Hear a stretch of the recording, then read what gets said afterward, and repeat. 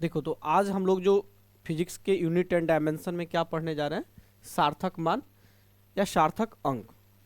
ये टॉपिक है, बहुत इंपॉर्टेंट टॉपिक है।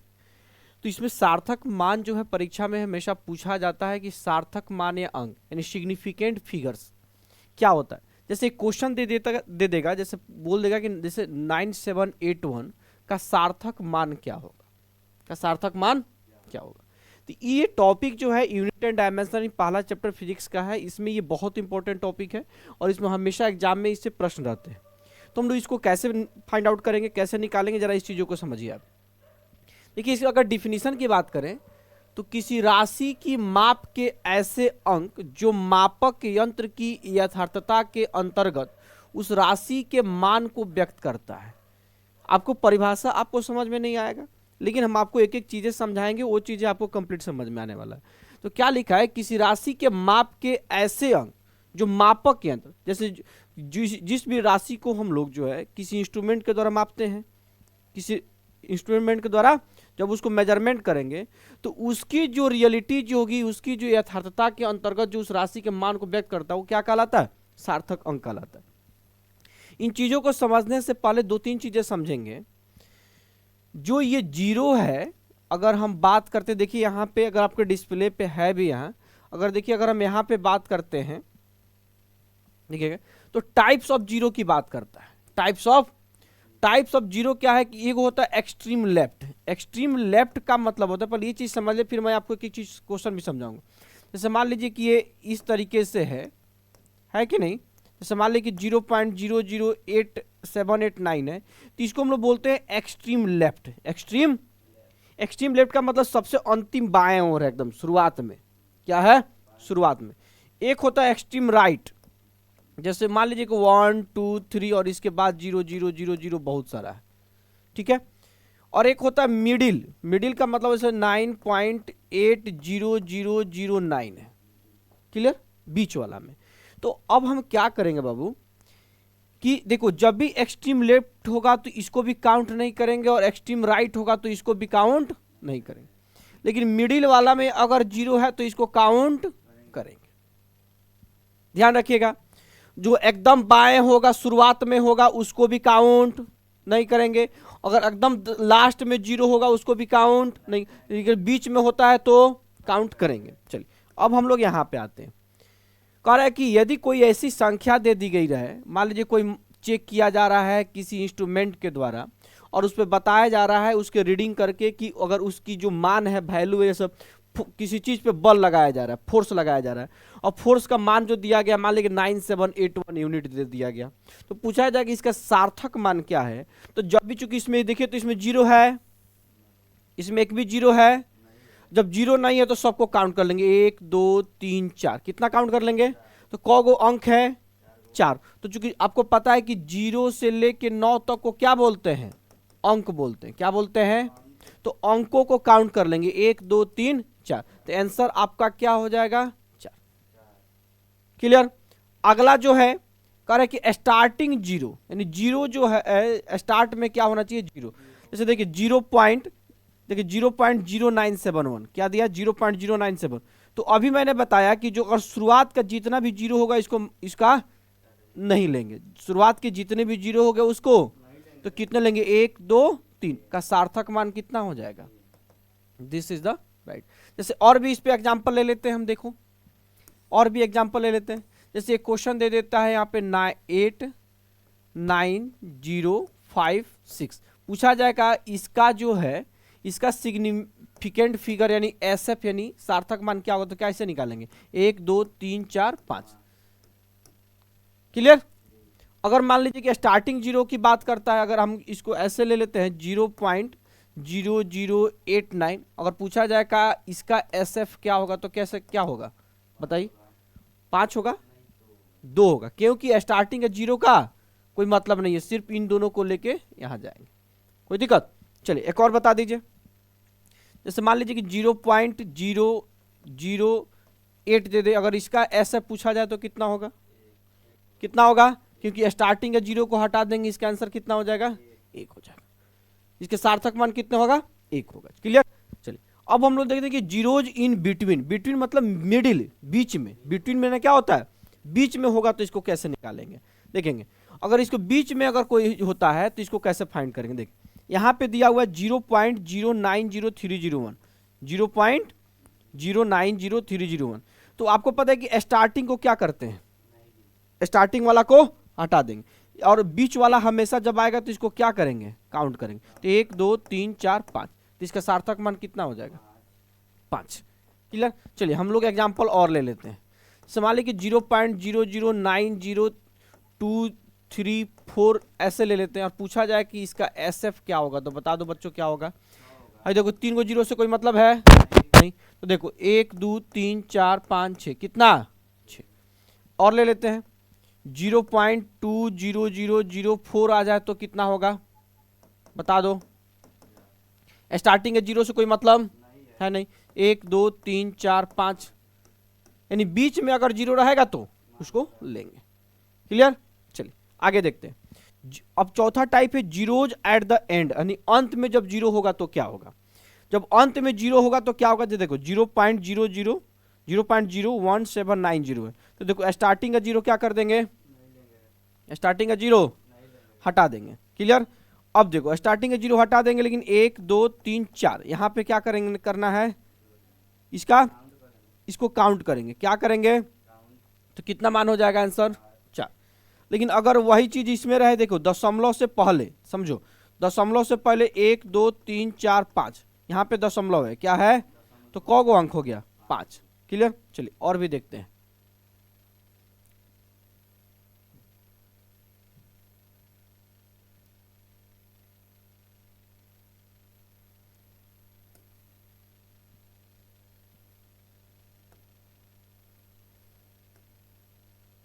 ठीक है। अब देखो इन चीजों में आपको थोड़ा समझने की जरूरत है, इन सब चीजों में आपको क्या करना है, थोड़ा समझना है। अगर आप यहाँ पे क्या देखें कि मैंने क्या बताया कि स्टार्टिंग को जीरो को हटा देना है, लेकिन आपने यहाँ जीरो को हटाया नहीं, हटाया, इसमें चारों को काउंट कर लिया। तो नियम क्या है कि जैसे मान लीजिए कि 0.012300 रहे। क्लियर, समझ रहे। पहला वैरायटी हो गया। दूसरा रहता है, मान लीजिए कि अगर इस तरीके से रहे 12300 रहता है। क्लियर। यहाँ पे दशमलव रहता है, और एक रहता है ऐसे 1.2300 रहता है। पूछा जाए कि इन तीनों में से का SF क्या होगा। अब तुमको जरा यहाँ समझना होगा, यहाँ पे आपकी वैरायटी जो है आपको क्लियर यहाँ समझना होगा कि मैं क्या कहना चाह रहा हूं। देखो जब भी दशमलव आ जाए बीच में, क्या आ जाए, जब बीच में दशमलव आ जाएगा तो इसके स्टार्टिंग का जीरो नहीं ले जाना है, लेकिन अंत की जीरो काउंट होगा। जब दशमलव आ जाएगा तो लास्ट का जीरो काउंट होगा। तो इसका आंसर कितना हो जाएगा, 5। इस वाले में भी देखिए दशमलव आ गया कि नहीं, अंत में दशमलव आ गया तो इसका भी जीरो काउंट होगा, यानी इसका भी आंसर कितना, 5। लेकिन देखेंगे ना इसमें दशमलव है, इसमें दशमलव नहीं। जब दशमलव नहीं रहेगा तो लास्ट का जीरो का वैल्यू नहीं रहेगा, तो इसका सीधे सार्थक मान कितना, 3। अच्छा मान लो कि इस लास्ट के जीरो का वैल्यू कब होगा। मान लीजिए कि यहां पे अगर कोई मात्रक आ जाए, अगर कोई मात्रक आ जाए और पूछा जाए कि इसका SF क्या होगा, तो आंसर क्या हो जाएगा, 1 2 3 4 5। समझना। अगर यहां पे दशमलव भी नहीं रहेगा, दशमलव भी नहीं रहेगा और कोई मात्रक भी नहीं रहेगा, तो क्या होगा, अंतिम जीरो, लास्ट का जीरो को क्या कर देंगे, हटा देंगे। लास्ट के जीरो को काउंट नहीं करेंगे, सिर्फ इधर आपका सार्थक 1 2 3 3 हो जाएगा। लेकिन अगर यहीं पे दशमलव जैसे यहाँ पे आ गया, दशमलव आ जाएगा तो क्या आंसर आएगा, 5। अगर दशमलव नहीं आके CM आ जाएगा तो क्या आ जाएगा, सेंटीमीटर, मतलब किसी भी चीज के मात्रक, न्यूटन आ जाए, केजी आ जाए, ग्राम आ जाए, है ना, मोल आ जाए, तो इसका क्या आंसर जाएगा, 5। क्लियर, मेरी बात को समझ पा रहे हैं। ठीक है, चलिए आगे देखते हैं।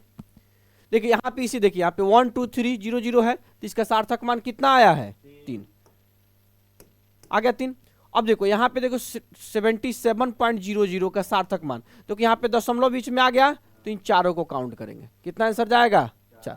देखो इसमें देखिए 12300 है, लेकिन अब वही स्टार्टिंग में आप देखें यहाँ पे कि यहाँ पे ना दशमलव था ना, जब यहाँ पे देखें जब यहाँ पे दशमलव भी नहीं था और मात्रक भी नहीं था, तो इन जीरो को क्या कर दिए, हटा देते। आंसर कितना गया था, लेकिन जैसे ही यहाँ पे देखिए सेंटीमीटर आ गया तो इसका सार्थक मान कितना हो गया, 5। कोई दिक्कत, बना लेंगे। चलिए हम कुछ और कुछ देते हैं, आप बना के दिखाइए क्या आंसर आएगा, समझिए। तो मान लीजिए कि अब बताइएगा 98700, बताइए इसका SF क्या होगा, बताओ क्या होना चाहिए SF, कितना, 3 होगा, बिल्कुल सही। कितना होगा, क्योंकि इसके अंत में ना सेंटीमीटर भी नहीं है, मतलब कोई मात्रक भी नहीं है और दशमलव भी नहीं है, तो इन जीरो को, लास्ट के जीरो को हटा देंगे, आंसर कितना। अगर इसका बता दो, अगर इसका रहे तो क्या होगा आंसर बताओ, कितना, क्योंकि बीच में क्या आ गया, दशमलव आ गया, दशमलव तो 3 3 6। अगर यही इस तरीके से रहे तो क्या होगा, कितना, क्योंकि यहाँ पे मात्रक आ गया तो आंसर कितना जाएगा, 6 का 6 जाएगा। क्लियर, बस समझ गए। अब देखिए, अब हम लोग आते हैं साइंटिफिक नोटेशन टाइप पे, टाइप नंबर 5।